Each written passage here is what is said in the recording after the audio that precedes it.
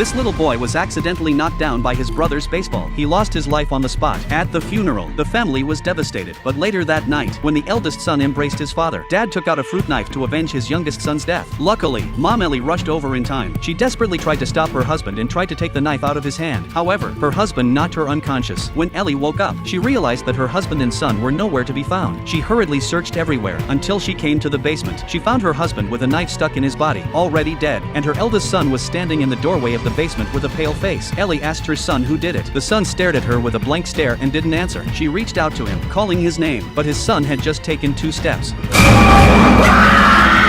Ellie rushed down to the basement, but found it empty. There were no other exits. She was bewildered. How could her son just vanish into thin air? With no other choice, she called the police. After investigating the house, the police found that Ellie was the only living person there. The knife on her husband's body only had Ellie's fingerprints on it. Because of the evidence, Ellie was sentenced to 30 years in prison.